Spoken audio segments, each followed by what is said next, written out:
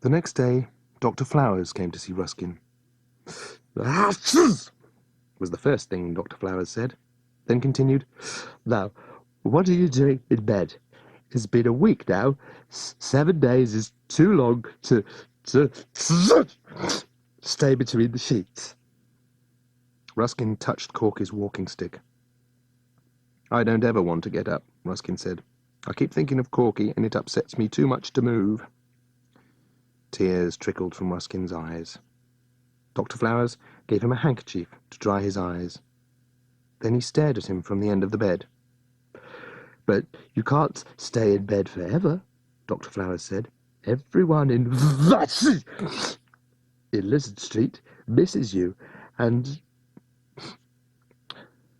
His voice trailed away, and he started to sniff. Ruskin thought he was trying to ward off another sneeze, but instead, Dr. Flowers said, "I can smell potatoes." And sure enough, the next second, Mrs. Walnut came into Ruskin's bedroom holding a packet of chocolate biscuits. "These are for you," she said, giving the biscuits to Ruskin.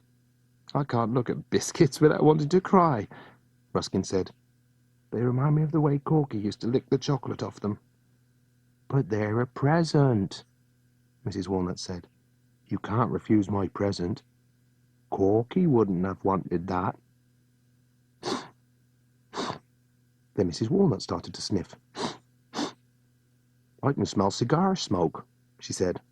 And sure enough, the next second, Mr. and Mrs. Cave came into Ruskin's bedroom with a bottle of cherryade. "This is for you," said Mrs. Cave, giving the bottle to Ruskin. But Ruskin was still crying and wished they would all go away and leave him alone. "My bedroom's getting too crowded," he said. "It's only meant for me, not everyone in Lizard Street." But still more people visited with presents. Mr. Lace came with some coloured pencils. Mr. Flick came with a photograph of the actor playing Henry V. They all stood at the end of Ruskin's bed and stared down at him. The room was so hot and stuffy with their breath that the windows started to mist up. "Get out of bed," said Mr. Lace. "We miss you in Lizard Street," said Mrs. Walnut. "I miss your squeaky whisper of a voice," said Mr. Lace. "I miss your knobbly knees," said Mr. Flick. "We miss your fuzzy red hair," said Mr. Cave. "Don't we, Mrs. Cave?" "Yes," said Mrs. Cave, "we do, Mr. Cave." And then, all together, they asked, "Why don't you get up?"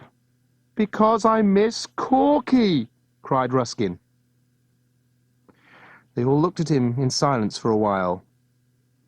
"Does anyone remember that story about Corky?" Mr. Lace said, looking round the room. "About what he did when he was a child. Something about a medal?" "Oh, yes," said Mrs. Walnut. "It was before our time, years ago, I think. Corky was a boy. He was playing on a dump at the end of the street, where the pub is now." "That's right," said Mr. Cave. "It was before the pub was built.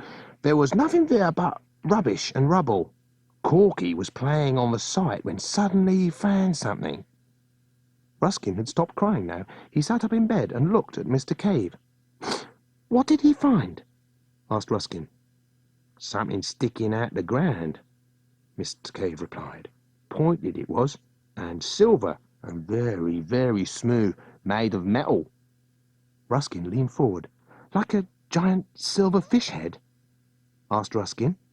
Mrs. Cave continued the story. "That's right," she said, puffing a cigar and flicking ash onto the end of the bed. "It was something from the war, and very dangerous." "A bomb?" Ruskin said. A bomb it was," said Dr. Flowers.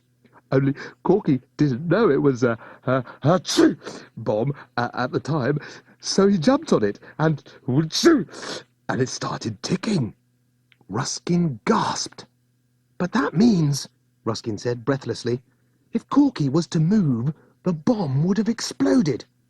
"Precisely," said Mr. Flick, continuing the story. "Luckily someone heard the ticking and yelled to Corky to keep still."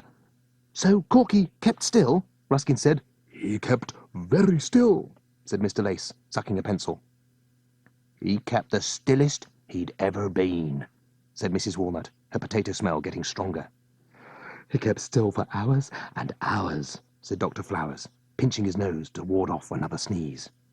He kept still until some experts came and defused the bomb, said Mr. Cave, puffing his cigar. Didn't he, Mrs. Cave? He did, Mr. Cave, said Mrs. Cave, puffing her cigar. Ruskin was so engrossed with the story that he pushed the covers off him and stood up on his bed. So that's why he got a medal, cried Ruskin, bouncing up and down on his mattress. Later, after everyone had gone, Ruskin lay in bed and thought about the story. Corky had saved Lizard Street. He had saved Lizard Street all by himself. He was a hero. And now it was Ruskin's turn. Now he had to protect Lizard Street too. Protect it from the thing that cracked the pavement, scorched the brickwork and dug holes in the road. Ruskin knew what he had to do. That night, while Lizard Street slept, he would tame Krindlekrax. Darkness and silence. Night-time on Lizard Street. Ruskin got out of bed and put his ear to the wall. He could hear his mum and dad snoring and mumbling in their sleep. "It's not my fault," his dad was saying. "Polly-wolly doodle all the day," his mum was saying. Ruskin got dressed, then put on the tin helmet and turned the torch on. The beam of light shot through the gloom and illuminated the photographs of actors on the wall opposite. Ruskin picked up the pin that had been on the medal and put it in his pocket. Then he picked up the walking stick, waving it in the air like a sword. "Now, unto the breach," Ruskin said, looking at himself in the mirror. His red, frizzy hair stood out beneath the helmet, and his arms and legs weren't much thicker than the walking stick. Perhaps I don't look like a hero, Ruskin thought, but only I can save Lizard Street from the cracking and scorching and digging of Krindlekrax. And with that, he crept downstairs and went into the kitchen. The kitchen table was covered with piles of toast. As quietly as he could, Ruskin picked up some toast, opened the street door, and went out into Lizard Street. The moon was full, illuminating the street with a ghostly blue light. The sky was clear and gleaming with stars. Ruskin went up to the metal drain and started to lay a trail of toast, leading away from the drain and down the street towards the school. He had to make several journeys back to his home because at the end of the line he wanted a pile of toast to act as bait for Krindlekrax. Just as he was picking up the last remaining slices of toast from the table, Ruskin heard something flapping. He grabbed the walking stick tightly. A bird, Ruskin thought. A bird is in the room. He looked round the kitchen, and wherever he looked, the torch beam shone. It illuminated the toaster, and the gas oven, and the refrigerator, and the dirty washing up in the sink, but it didn't illuminate a bird. Then Ruskin realized what the sound was. A gentle breeze was blowing outside, making the newspaper in the kitchen windows flap in and out, like something breathing, or a flapping bird's wing. Ruskin heaved a sigh of relief and chuckled. What a silly boy I am, he thought. He went back outside and completed building his pile of toast. The pile was so big it was taller than Ruskin. He went back to the drain and grasped hold of the metal cover. With all his might he heaved it up and away from the drain hole. He stared down into the darkness. Down there, in the watery dark, was Krindlekrax. And soon Krindlekrax would smell the toast and rise from the depths to confront Ruskin. "Come on," said Ruskin. "I'm ready for you." His torch shone into the hole, illuminating the ladder leading down and the water below. Ruskin put his ear to the ground. No rumbling. Nothing. Ruskin waited a little longer, then picked up a slice of toast and dropped it into the hole. He heard it splash. He waited. Nothing. He leant over the hole. Still no rumbling. Nothing. Ruskin looked round him. He imagined all his neighbours curled up in their beds, sheets and blankets holding them in tightly, clocks ticking beside them, eyes rolling behind eyelids as they dreamed, unaware that he, Ruskin Splinter, was poised over a drain waiting to do battle with Krindlekrax. And what would they be dreaming? Mr. and Mrs. Cave would be dreaming of their pub, with its stained wood bar and satin cushions and carpet with magnolias on. Mrs. Walnut would be dreaming of the day she could close the grocer's shop once and for all and stop smelling of potatoes. Mr. Flick would be dreaming of his black velvet lapels and all the films he'd yet to show. Mr. Lace would be dreaming of pencils and Shakespeare. Dr. Flowers would be dreaming of the day he would stop sneezing. Elvis would be dreaming of smashing all the windows in the world. Sparky would be dreaming of saying, yes, sir, to everything for the rest of his life. And in his house, his own mum and dad were busily dreaming too. Wendy of toast and tea and saying Polly Wolly Doodle all the day, and his dad of elephants and tigers and how happy he had felt in his zookeeper's uniform. Ruskin was in the midst of these thoughts when went a noise. Ruskin jumped. He dropped the walking stick. It disappeared into the hole and landed with a splash in the water below. Went the noise again. It was only the pub sign, but in Ruskin's nervous state it had scared him, and now Corky's walking stick was in the sewer. Ruskin stared into the hole. He'd already lost the medal. He couldn't lose the walking stick as well. Ruskin took a deep breath. There was no alternative. He would have to go into the sewer. He swung his legs over the edge and started climbing down the ladder. The last sound he heard before he disappeared beneath Lizard Street was the pub sign still going. When Ruskin got to the bottom of the ladder, he stood on a brick ledge and stared at the sewer water running alongside like a dark green river.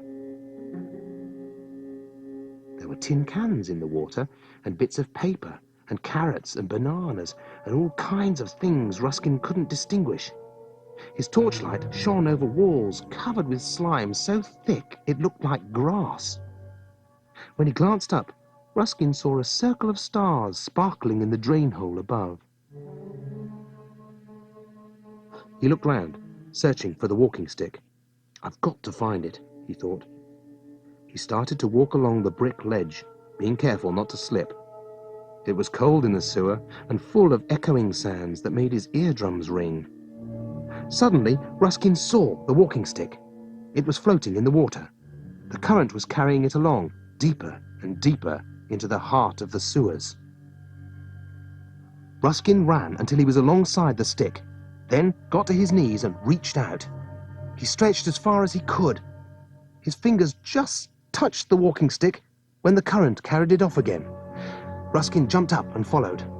He was breathing very hard now and, despite being cold, was sweating. The torchlight flickered over walls and across the water. Corky was right, Ruskin thought. It is beautiful down here. The green of the slime sparkled like emeralds and the water was satin smooth. The walking stick stopped moving. It had got attached to some particularly thick slime. Ruskin rushed up, got to his knees and reached out. His fingertips grazed across the surface of the water. He grabbed hold of the walking stick. "Got it," he said. And that's when he realized.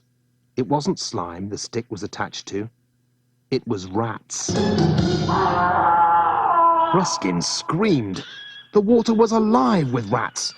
Fat, dark rats with red eyes and long pink tails and feet like vicious claws. The rats swam in the water, and as they swam, so they carried the walking stick with them. Ruskin followed, deeper and deeper into the sewer. He had never been this alone before. He'd always been in the bustle of Lizard Street, and even when Elvis and Sparky stopped being his friends and he thought he was alone, he wasn't really. He'd always had Mr. and Mrs. Cave and Mrs. Walnut and Mr. Flick and Mr. Lace and Dr. Flowers and his mum and dad and, of course, Corky.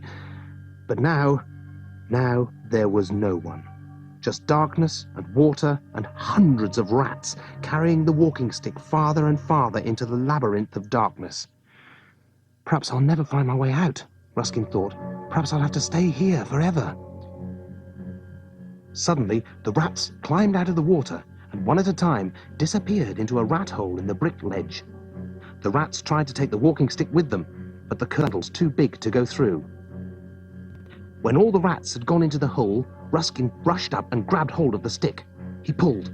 It was stuck. He pulled harder. Still stuck. I haven't come all this way to give up now, he thought. He pulled again. Still stuck. Ruskin stood up straight, took a deep breath, then spat on his hands and rubbed them together. He grabbed hold of the walking stick. "This one's for Corky," he said, and pulled as hard as he could. Squelch went the walking stick coming out of the hole.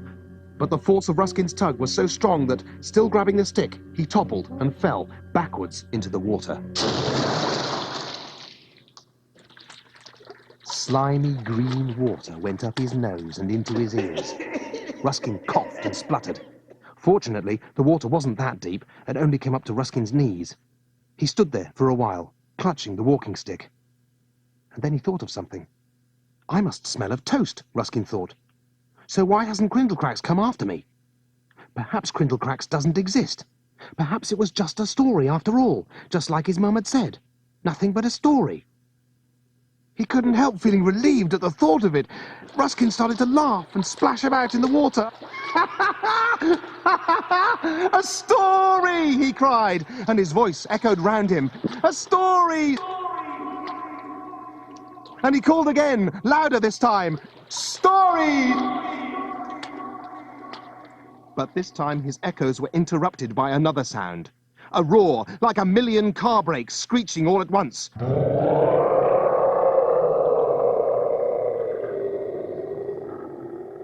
Ruskin froze. He heard the sound of splashing getting closer. Waves appeared in the water.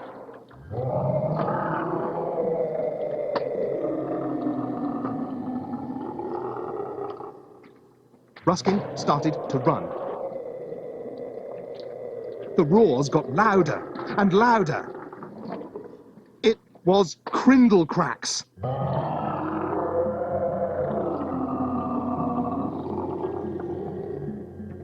He could feel hot air on the back of his neck.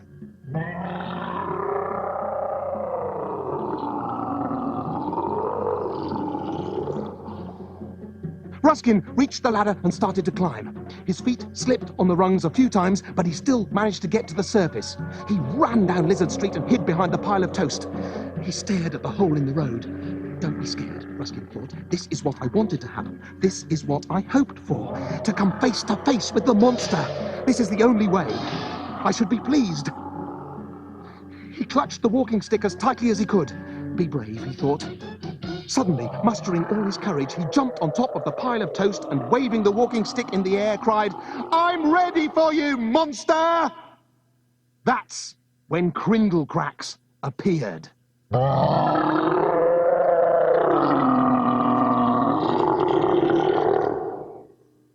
A claw. A gleaming, black, sharp claw. Then another claw, and another, until a whole leg came to the surface. A dark green, scaly leg, dripping with slime. Then another claw, a gleaming, black, sharp claw. Then another, until a second dark green, scaly leg came to the surface. Ruskin was so scared he couldn't move. He felt as if his feet were stuck to the toast. He wondered if the congealed butter had hardened round the soles of his boots, trapping him. Then he realized he couldn't move his knees either, or his arms, or his neck, or even his eyes. His eyes were wide open and staring at the head of Krindlekrax as it rose from the drain. Its mouth was wider than an open car bonnet, and full of sharp teeth, each one the size of a new pencil. The teeth had once been white and healthy, but now they were rotten and discoloured, with slime trickling between the gums.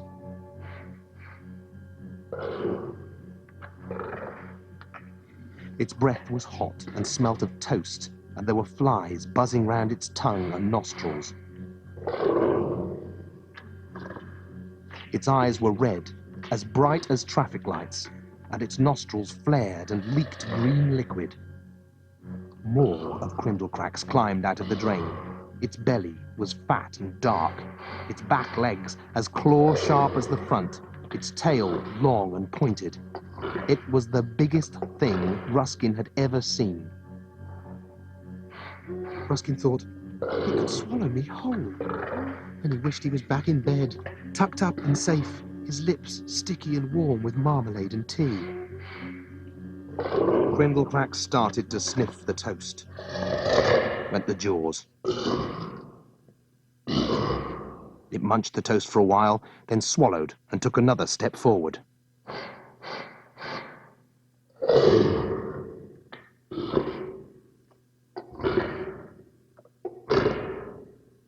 Step forward. Ruskin thought, I must move. I must do something.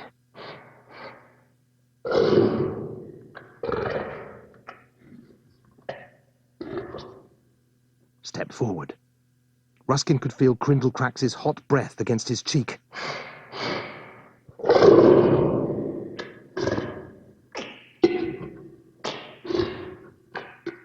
Step forward. Do something, Ruskin thought. Krindlekrax was sniffing the pile of toast. Its jaws opened wide. Ruskin stared into the pink, steaming cave of its mouth. In a moment, the jaws will clack on me, thought Ruskin. And then... No, Ruskin thought. It can't be. Krindlekrax stared over Ruskin's shoulder. Ruskin didn't have to look behind him to know what was there. He knew that at the other end of Lizard Street, a sleepwalking Elvis had left the pub and was dreamily bouncing his football. Krindlekrax lost interest in both the pile of toast and Ruskin. Slowly, it walked past Ruskin and started to approach Elvis. It's going to get him, thought Ruskin. I've got to move. I've got to save Elvis. The boing. Suddenly, Ruskin spun round and raised the walking stick into the air. Oh, you terrible monster! Cried Ruskin. Krindlekrax stopped. Ruskin jumped from the pile of toast, ran down the street and leapt onto Krindlekrax's tail. Krindlekrax roared.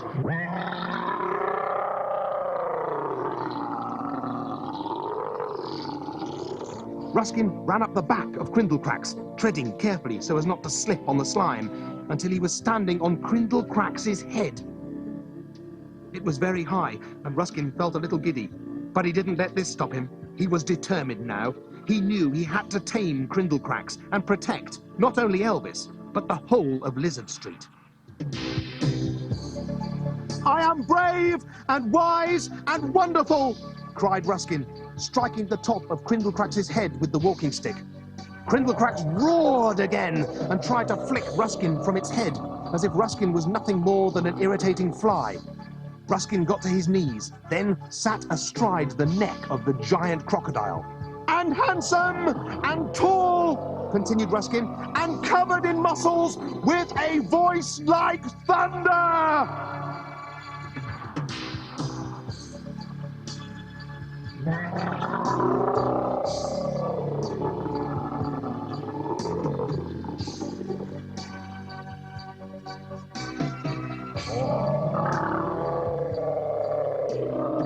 Krindlekrax continued to try to shake Ruskin off, but Ruskin's legs only gripped the scaly skin tighter. You can shake your head all you like, Ruskin said, but it won't get me off. Then Krindlekrax's tail curled round and hit Elvis. Elvis fell to the ground, the ball rolling into the gutter. Something else rolled as well, something gold and shining. It was Corky's medal. Krindlekrax saw the golden medal and stopped shaking. It sniffed the medal. Ruskin jumped off Krindlekrax's back and rushed over to Elvis. Oh, please, wake up. pleaded Ruskin, shaking Elvis. "You've got to go to bed. It's not safe out here tonight." But Elvis continued to sleep, snoring slightly and reaching out for the ball. Elvis found the ball and gripped it tightly. He got to his feet and started to bounce it. The boing, the boing. Krindlekrax heard the bouncing and, losing interest in the medal, roared at Ruskin and Elvis.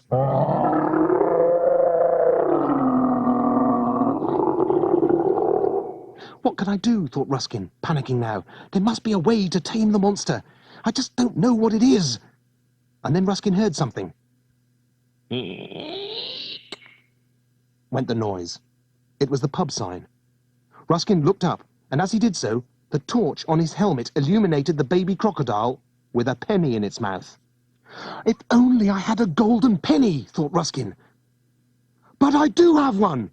The medal! Of course! Corky's golden medal!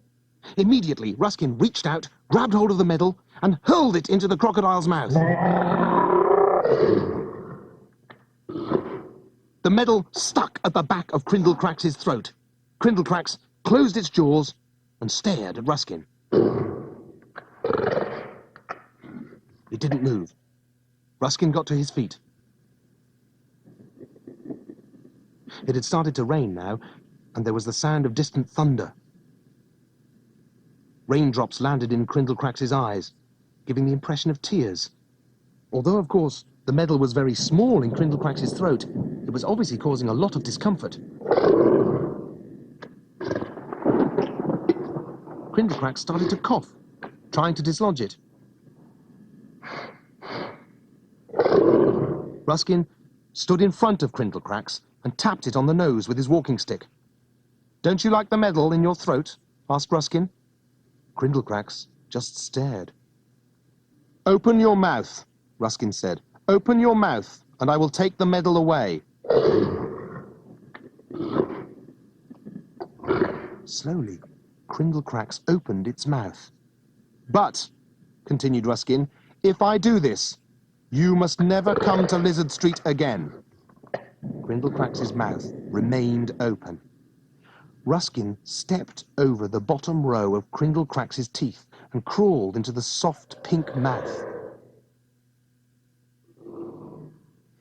It was like entering a cave full of steam, like when Wendy left the kettle boiling and the kitchen got hot and damp. Slime dripped from the roof of the mouth and trickled down Ruskin's neck. The slime was thick and very sticky, like marmalade. Despite the sticky slime and the slippery tongue, Ruskin found it oddly comforting in the mouth of Krindlekrax. It smelt of toast and reminded him of home. Ruskin dislodged the medal from Krindlekrax's throat and crawled back out of the mouth, clutching the medal in his hands. "Now, go back to the sewer forever," exclaimed Ruskin. "Lizard Street is full of my friends, and I don't want you here."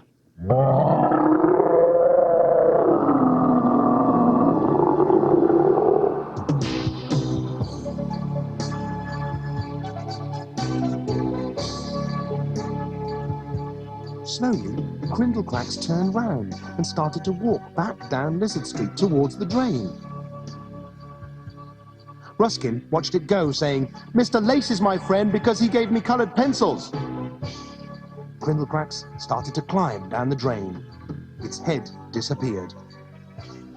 Ruskin said, "Mrs. Walnut is my friend because she gave me chocolate biscuits." The front legs of Krindlekrax disappeared. "Dr. Flowers is my friend," said Ruskin, "because he gave me a handkerchief."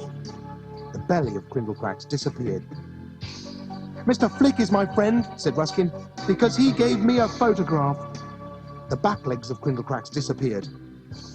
"Mr. and Mrs. Cave are my friends," said Ruskin, "because they gave me some cherryade." The tail of Krindlekrax disappeared. The street was empty, except for Ruskin and Elvis.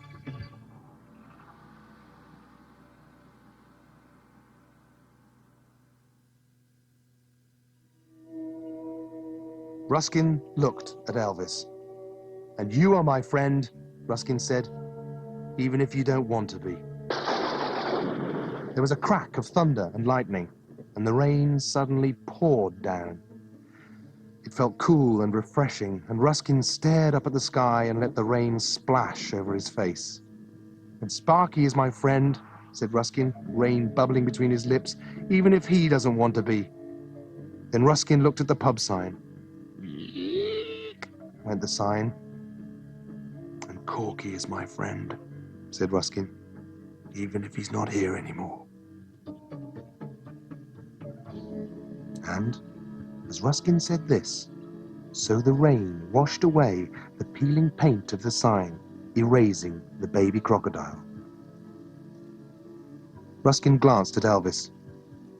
"You can stay out in the rain," he said. "I'm going to bed." Ruskin put the drain cover back on the drain, then went into his house and up to his bedroom. He got into bed and closed his eyes. The last thing he heard before he fell asleep was Elvis trying to bounce his football in the rain. The splash boy, the splash boy, the splash boy.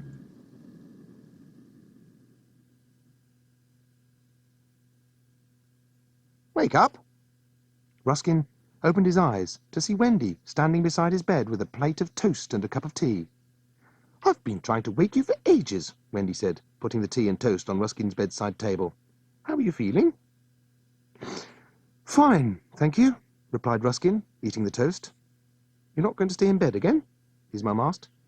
"Certainly not," Ruskin said, jumping out of bed. "It's a beautiful day." "Yes," said Wendy. "It rained during the night, and it's a lot cooler now." Ruskin sipped some tea, then said, "Besides, it's the school play today. I want to see how Elvis plays the hero. You know, Elvis is still my friend, even though he doesn't want to be." "That's what you were saying in your sleep," Wendy said. "You were saying, Elvis is your friend, and Mr. Flick is your friend, and—" She was interrupted by someone knocking at the front door. "Who can that be?" asked Wendy nervously, then added, "Polly Wolly Doodle all the day." Winston poked his head round the bedroom door. "We've got a visitor," he said. "They're knocking on the door very loudly," Wendy said nervously. "It's not my fault," said Winston. "Oh, stop it, you two," cried Ruskin, pushing past them and rushing down the stairs. "Why are you so nervous about everything?" Ruskin opened the street door and found Mr. Lace on the doorstep. Oh, a tragedy beyond words," exclaimed Mr. Lace, running his fingers through his hair and sucking a pencil. "What's happened?" asked Ruskin. "Oh, Elvis was sleepwalking in the rain last night," cried Mr. Lace. "He's caught a terrible cold and can't do the play anymore. You're the only person who knows the lines." Mr. Lace grabbed Ruskin's hands and squeezed them tightly. "Please be the hero," he begged. "We need you." "I'd love to," said Ruskin, casually. Then, looking back at Wendy and Winston, who were hiding at the top of the stairs, called, "Get dressed, you two. You're coming to school to see me do a bit of acting." "Oh, Polly Wolly," began Wendy. "Stop saying that," interrupted Ruskin firmly. "It's not my—" began Winston. "Stop saying that," interrupted Ruskin, even more firmly. "Just get to school. I'm going to be a star." The whole of Lizard Street came to St. George's main hall to see the school play. Ruskin and Mr. Lace stood behind the makeshift stage curtain at the front of the hall and peered through a crack at the assembled crowd. Ruskin was holding a plastic shield and sword. "Are you nervous?" asked Mr. Lace, sucking a pencil. "No," replied Ruskin. "Not at all?" "No," Ruskin said. "Why should I be? I told you before, I was born to be a hero." Mr. Lace put his arm round Ruskin's shoulder and squeezed. "I think you're right," said Mr. Lace. Beside Ruskin was the cardboard and chicken wire dragon. Ruskin looked up into the red milk bottle tops of its eyes. "Let's do battle," he said. Mr. Lace rushed to the side of the stage and pulled open the curtains. A few people in the audience gasped when they saw Ruskin dressed as the hero. One or two of them were even tempted to laugh. But as soon as Ruskin spoke, all that changed. As soon as he started his performance, everyone believed he was the hero. There was no doubt in anyone's mind. They sat there, eyes wide, mouths open, totally captivated by the magnificence of Ruskin's acting. At the end of the play, when Ruskin jumped on the back of the dragon and cried out, "Oh, you terrible monster, you scary thing of the dark, you will scare us no more. I am not afraid, I have tamed you, and now I am your master," people in the audience clapped and cheered. When the play was over, Ruskin was given a standing ovation. Mr. Lace lifted Ruskin into the air and cried, "A hero!" Everyone patted Ruskin on the back and said how wonderful he was. People came up to Wendy and Winston and spoke to them. "Your son is such a good actor," said Mrs. Walnut. "I don't think anyone could have done it better." "Certainly not," agreed Mr. Flick. "He's our little star." A star, absolutely," said Dr. Flowers. "I never knew he had it in him." Even Mr. and Mrs. Cave came over and remarked how good Ruskin was. "You must come to the pub and have a chat," said Mr. Cave, putting his arm round Winston's shoulders. "We don't see enough of you." Mrs. Cave said, "You must be proud of your son." "We are," said Wendy. "He wants to be an actor and act in plays by Shakespeare." Oh, don't say that name!" cried Mr. Lace, tears springing to his eyes. Everyone laughed and vowed they would try not to say Shakespeare in the presence of Mr. Lace again. Ruskin watched everyone talking and laughing and having a good time. "Ruskin," said a voice. Ruskin turned to see Sparky Walnut standing beside him. Sparky looked very bashful and shuffled from side to side. "Hello, Sparky," Ruskin said. "How have you been?" "Very well," replied Sparky, staring at the floor. "I'm glad you're out of bed." "Yes," said Ruskin. "I felt very ill for a while, but everything's all right now." Your acting was very good," remarked Sparky. "I was so excited when you were fighting the monster, I cheered and clapped along with all the others." "Thank you," said Ruskin. "Do you think—" began Sparky, and then his voice broke off and he looked away. "Say it," said Ruskin. "Do you think we could be friends again?" asked Sparky. "We never stopped being friends," said Ruskin. Suddenly, everyone in the hall heard a noise. Da-boing! Smash! Da-boing! Smash! People stopped talking and looked out of the window. Elvis was in Lizard Street. He was smashing every window in sight and screaming, "I wanted to be the hero! I wanted to be the hero!" Ruskin stamped his foot. "I'm going to stop this smashing once and for all," Ruskin said. Ruskin marched out of the hall, down the stairs, across the playground and into Lizard Street. Wendy and Winston and all the other people of Lizard Street stayed in the hall. They knew how dangerous Elvis could be when he was in one of his window-smashing moods. Ruskin marched up to Elvis. Elvis was wearing his pyjamas with the padded shoulders and his helmet with a visor. His nose was very red because of his cold and he smelt of medicine. "You!" cried Elvis, pointing at Ruskin. "You stole my part! You take everything from me!" And he bounced the ball. Da-boing! It smashed Mr. Lace's window, landed in his living room, bounced out through another window, and landed in Elvis's hands. "There's not gonna be any glass left in Lizard Street by the time I'm finished," growled Elvis. "I'm gonna break Mr. Lace's windows and Mrs. Walnut's windows, And no, you're not," said Ruskin calmly.